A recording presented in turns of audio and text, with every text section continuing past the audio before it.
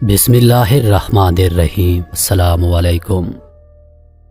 ہیکل سلیمانی در حقیقت ایک مسجد یا عبادت گاہ تھی جو حضرت سلیمان علیہ السلام نے اللہ کے حکم سے جنات سے تعمیر کروائی تھی تاکہ لوگ اس کی طرف منہ کر کے اس کے اندر عبادت کریں۔ ہیکل سلیمانی کی تعمیر سے پہلے یہودیوں کے ہاں کسی بھی باقاعدہ ہیکل کا کوئی وجود نہ تھا۔ اس قوم کی بدوؤں والی خانہ بدوش زندگی تھی۔ ان کا ہیکل یا معبود ایک خیمہ تھا۔ اس خیمے میں تابوت سکینہ رکھا ہوتا تھا جس کی جانب یہ رخ کر کے عبادت کیا کرتے تھے۔ روایات کے مطابق یہ تابوت جس لکڑی سے تیار کیا گیا تھا اسے شمشاد کہتے ہیں، جسے جنت سے حضرت آدم علیہ السلام کے پاس بھیجا گیا تھا۔ یہ تابوت نسل در نسل انبیاء سے ہوتا ہوا حضرت موسیٰ علیہ السلام تک پہنچا تھا۔ اس مقدس صندوق میں حضرت موسیٰ علیہ السلام کا عصا، من و سلوہ اور دیگر انبیاء کی یادگاریں تھیں۔ یہودی اس تابوت کی برکت سے ہر مصیبت اور پریشانی کا حل کیا کرتے تھے۔ مختلف اقوام کے ساتھ جنگوں کے دوران اس صندوق کو لشکر کے آگے رکھا کرتے، اس کی برکت سے دشمن پر فتح پایا کرتے۔ حضرت داؤد علیہ السلام کو بادشاہ عطا ہوئی تو آپ نے اپنے لیے ایک باقاعدہ محل تعمیر کروایا۔ ایک دن ان کے ذہن میں خیال آیا، میں خود تو محل میں رہتا ہوں جبکہ میری قوم کا معبود آج بھی خیمے میں رکھا ہوتا ہے۔ چنانچہ آپ نے ہیکل کی تعمیر کا ارادہ کیا اور اس کے لیے ایک جگہ کا تعین کیا گیا۔ ماہرین نے آپ کو مشورہ دیا کہ اس ہیکل کی تعمیر آپ کے دور میں نامکمل ہے، آپ اس کا ذمہ اپنے بیٹے حضرت سلیمان علیہ السلام کو دے دیجیے۔ چنانچہ حضرت سلیمان علیہ السلام نے اپنے دور حکومت کے چوتھے سال میں اس کی تعمیر کا باقاعدہ آغاز کیا۔ آج اس کی بناوٹ اور مضبوطی سے اندازہ کیا جا سکتا ہے کہ یہ تعمیر انسانوں کے بس کی بات نہیں تھی۔ اتنے بھاری اور بڑے پتھروں کو ان جنات کی طاقت سے چنا گیا تھا جن پر حضرت سلیمان علیہ السلام کی حکومت تھی۔ ہیکل کی پہلی تعمیر کے دوران ہی حضرت سلیمان علیہ السلام اس دنیا سے رخصت ہو گئے، لیکن جنات کو پتہ نہ چل سکا اور انہوں نے ہیکل کی تعمیر مکمل کر دی۔ یہ واقعہ آپ نے پہلے بھی پڑھا ہوگا کہ حضرت سلیمان علیہ السلام کی روح اللہ نے دوران عبادت قبض کر لی، لیکن اس کی ترتیب اس طرح بنی کہ آپ ایک لکڑی پر سر اور کمر رکھ کر عبادت میں مصروف ہو گئے اور اس لکڑی کے سہارے سے یوں لگتا کہ آپ ابھی بھی عبادت ہی کر رہے ہیں جبکہ آپ کا انتقال ہو چکا تھا۔ بہرحال یہ ہیکل بہت عالی شان اور وسیع و عریض تعمیر کی گئی تھی۔ حضرت سلیمان علیہ السلام کی وفات کے بعد اس میں 3 حصے کر دیے گئے۔ بیرون حصے میں عام لوگ عبادت کیا کرتے، اس سے اگلے حصے میں علماء جو کہ انبیاء کی اولاد میں سے ہوتے ان کی عبادت کی جگہ تھی۔ اس سے اگلے حصے میں جسے انتہائی مقدس سمجھا جاتا تھا اس میں تابوت سکینہ رکھا گیا تھا۔ اس حصے میں کسی کو داخل ہونے کی اجازت نہیں تھی سوائے سب سے بڑے عالم پیش امام کے۔ وقت گزرتا رہا، اس دوران بنی اسرائیل میں بہت سے پیغمبر مابعوث ہوتے رہے۔ یہ قوم بد سے بدتر ہوتی رہی، یہ کسی بھی طرح اپنے گناہوں سے توبہ کرنے کے لیے تیار نہ تھے۔ ایک جانب یہ عبادتیں کیا کرتے اور دوسری جانب اللہ کے حکام کی سری خلاف ورزی کرتے۔ ان کی اس دوغلی روش سے اللہ پاک سخت ناراض ہو گیا۔ ان کے پاس بہت بڑی تعداد میں انبیاء بھیجے گئے، لیکن یہ قوم سدھرنے کو تیار نہ تھی، حتیٰ کہ ان کی شکلیں تبدیل کر کے بندر اور سور تک بنائی گئی، لیکن یہ گناہوں سے باز نہ آئے۔ تب اللہ پاک نے ان پر لعنت کر دی۔ 587 قبل از مسیح میں بخت نصر بادشاہ نے ان کے ملک پر حملہ کیا، ان کا ہیکل مکمل طور پر تباہ کر دیا۔ ہیکل میں سے تابوت سکینہ نکالا، 6 لاکھ کے قریب یہودیوں کو قتل کیا، تقریباً 2 لاکھ یہودیوں کو قید کیا اور اپنے ساتھ بابل یعنی عراق لے گیا۔ شہر سے باہر یہودی غلاموں کی ایک بستی تعمیر کی جس کا نام تل ابیب رکھا گیا۔ 80 سال تک ہیکل سلیمانی صفحہ ہستی سے مٹا رہا۔ دوسری جانب بخت نصر بادشاہ نے ताबूत सकीना की शदीद बेहुरमती की और उसे कहीं फेंक दिया। कहा जाता है इस हरकत का अजाब उसके मुल्क को इस तरह मिला कि सन 539 कबल अज़ मसीह में ईरान के बादशाह साइरस ने बाबल पर हमला कर दिया और बाबल के वली अहद को शिकस्त देकर बाबली सल्तनत का मुकम्मल खात्मा कर दिया।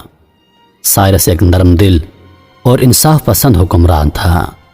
उसने तल अबीब के तमाम कैदियों को आज़ाद करके उनको वापस यरूशलेम की जानब इजाज़त दे दी और साथ में उनको हैकल सुलेमानी के नए सिरे से तामीर की भी इजाज़त दे दी। साथ में उसकी तामीर के लिए हर तरह की मदद फराहम करने का वादा भी कर दिया।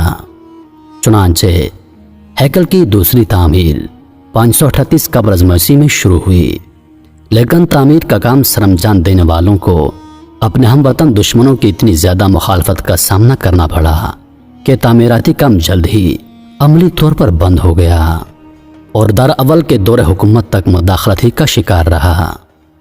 उसकी हुक्मरानी के दूसरे साल में हज़रत ज़करिया अलैहिस्सलाम ने वहाँ के गवर्नर ज़रूबाबल और सरदार कहन यशवा की हौसला अफजाई की कि वह हैकल की तामीर शुरू कर दें।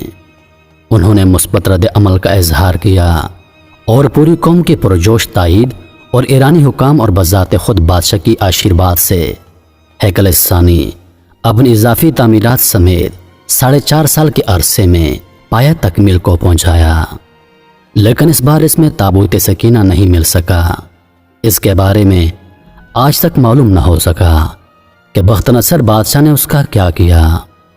कुछ लोगों का कहना है कि उस मुकद्दस संदूक को मज़ीद तौहीन से बचाने के लिए अल्लाह पाक के हुक्म से किसी महफूज मुकाम पर मौजज़ाना तौर पर छुपा दिया गया, जिसका किसी इंसान को इल्म नहीं।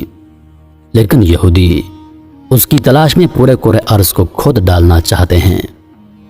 एक और दिलचस्प बात, आमतौर पर तारीखदान हैकल की दूसरी दफ़ा तामीर और 2 दफ़ा तबाही का जिक्र करते हैं। तारीख के मुताले से एक बात सामने आई है कि ऐसा बिल्कुल नहीं। इस हैकल सुलेमानी को 3 बार तामीर किया गया, लेकिन उसके साथ भी एक दिलचस्प कहानी वजूद में आई।